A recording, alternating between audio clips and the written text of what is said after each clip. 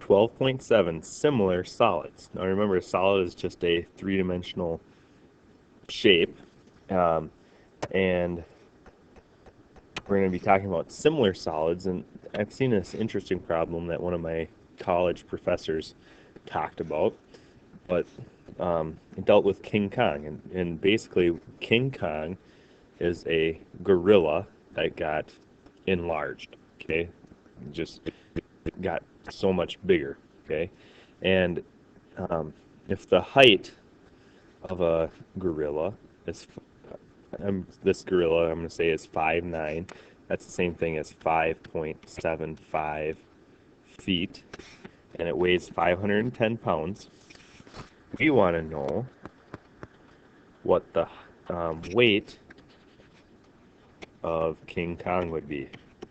How much would King Kong would weigh? So the question is, if he's 5 3/4 feet tall, do I just set up a simple proportion? 5.75 over 40 equals, does that equal this guy's weight, 510 over King Kong's weight? And the answer is it's not quite that simple, because as you'll see in this next picture, we'll come back to this and answer it, but when you increase the side length, you double. So I doubled the side length, but what happens to my volume? So I had one block, but when I doubled the dimensions, okay, these are similar figures, so when I double this side length, I'm doubling it height-wise and depth-wise, I end up with 8 blocks. So with a scale factor of 1 to 2, I ended up with a volume ratio of 1 to 8. And one way we get that is we're going to be taking 1 to 2 and we are going to cube it to get 1 to 8. So the ratio of King Kong's volume to the gorilla's volume, I need to cube the scale factor. If I cube the scale factor, because as you know, his arm gets longer, it's also getting wider, and it's basically this ratio cubed. So cross multiplying and dividing, you get King Kong's weight of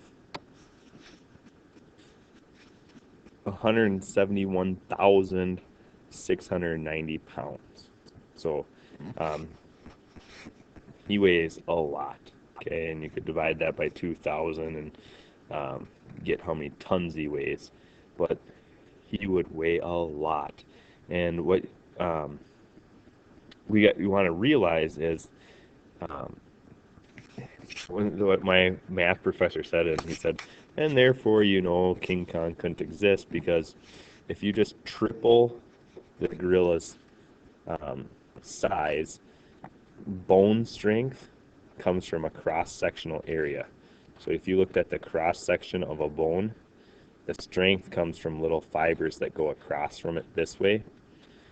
So that would increase with that ratio not as fast as the volume increases. So basically his weight would get so big that his bones would end up breaking under him. He would actually have to have bigger bones to support that weight proportionally than the smaller gorilla.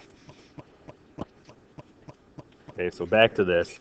The ratio of size is 1 to 2. The ratio of the volume is 1 to 8. What about the ratio of the surface area? Okay, so if we call this 1 unit, there would be 6 units here. 4 times 6 sides, 24. 6 to 24 is the same thing as 1 to 4. Notice that's like 1 squared to 2 squared. So we saw this earlier in chapter 11, one of the theorems from chapter 11. This is basically the new theorem today with volumes. So we don't just square the surface. For surface area, you square the ratio of the side lengths. for volume, you're going to cube it. And here's the formula that basically says that. Okay, it says the same thing. I'll let you pause it and write that down. All right, in this first example, decide whether two solids are similar. So we want to look at if they're similar first. I look at my shortest side is 8. So 8, the ratio of the shortest side to the shortest side, 4. That needs to be the same as the ratio of the middle length side. So 8 is going to correspond to 12, so the 9 is going to have to correspond with the 5. Are those proportional? Well, they're 4 more, but that's not how it works, right? Proportional means simplify that down. You get 2. This is a little bit less than 2, and therefore they're not equal, not similar. Figured that out by writing a little proportion. Are the sides proportional? On this one, I look at it, my shortest side of 2, shortest side 6. That looks like a scale factor of 3. Multiply this by 3. How about this side is 3. I multiply that by 3, I need to get 9. And the last one, 4. If I multiply that by 3, I get 12. So the sides are proportional. And then they ask us for two things. Compare the surface areas and the volumes. So let's find the surface area of this figure, and we're going to find the volume, surface area, and volume. Volume's the easier one. Surface area, remember, is 2 times the base area plus the perimeter times the height. So picking this bottom square here, rectangle, as the base, I'm going to have 2 times the area of this base, 3 times 4, 12, plus the perimeter, 3 plus 4 plus 3 plus 4, that's going to be 14, times the height between the two bases, 2, 24 plus 28 would be 52 yards squared. Now the volume is just going to be the base times the height, or 12 times 2, 24 yards cubed. Over here, the surface area, we'll do the same thing. 2 times my base area. I could try to match up my bases, but I don't have to. I'm going to use the bottom piece again. If this is 6, that's 9. 9 times 6, 54, plus the perimeter is going to be 30. 6 plus 9 is 15, and then another 6 and 9, so that makes total 30. Times the height between the two, 12. And this is 108. That's going to be 360. Add those together, 468. And that's yards squared again. And this is 54, your base area times your height, 12. 54 times 12 equals 648. And now let's compare the ratios. So ratios of the surface areas, 52 to 468.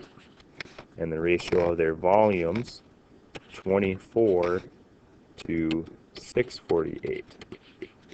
Okay, so if we divide some of these out, 52 divided by 468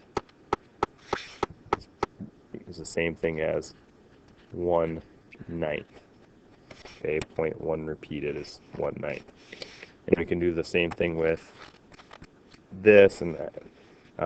Another way to do this is just figure out how many times 52 goes into 648, and you would have got 9. So I'm going to do this because this is going to be an uglier fraction this time. 648 divided by 24. Try that again. 648 divided. It's not hitting it.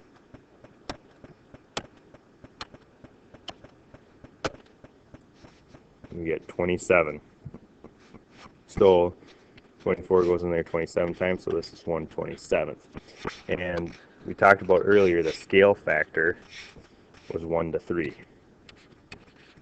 So does our answers make sense? 1 to 3. Notice 1/9 is 1 squared, 3 squared, and 1/27 is 1 to the third, 3 to the third. So we could have found these ratios right off the bat from our last theorem. All right.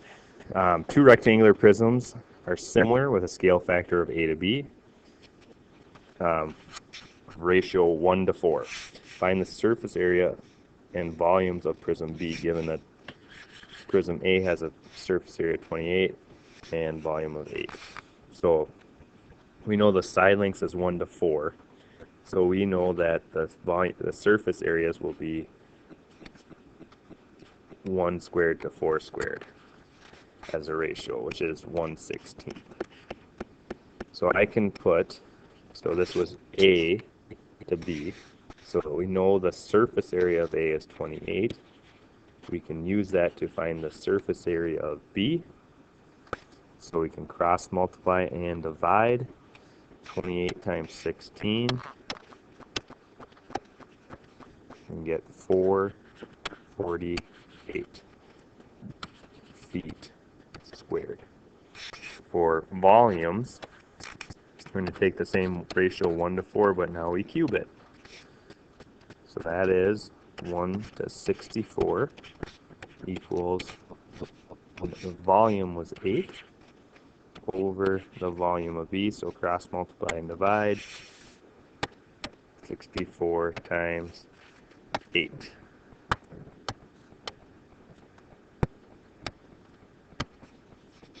So the volume is 512 feet cubed.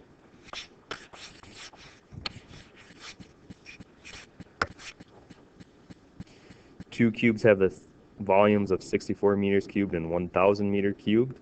Find the scale factor. So we can look at the ratio of 64 to 1,000. That's the ratio of their volumes. How do we figure out the ratio of their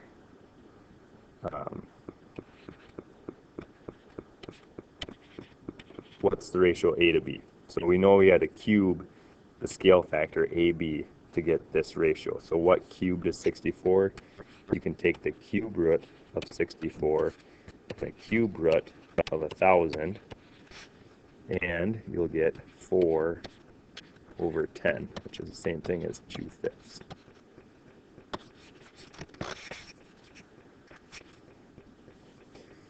Two similar punch bowls have a scale factor of 4 to 5. The amount of concentration to be added to a proportional to the volume.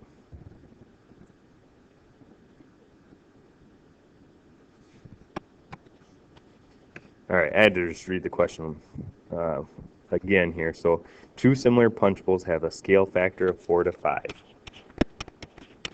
Okay, the amount of concentrate to be added is proportional to the volume.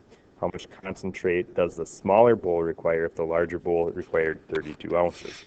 So we want to know what's the ratio of volumes. If this is a scale factor, the ratio of volumes is going to be 4 to the third to 5 to the third. That's the same thing as 64 over 125.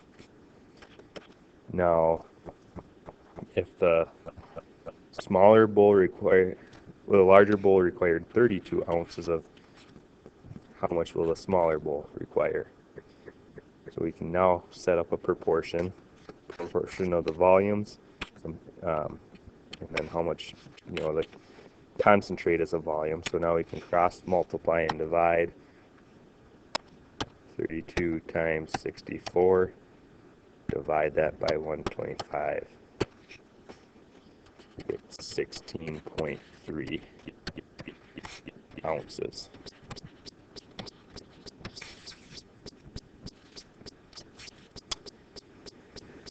Here's your homework assignment. That's the last one from the book. So that's all, folks.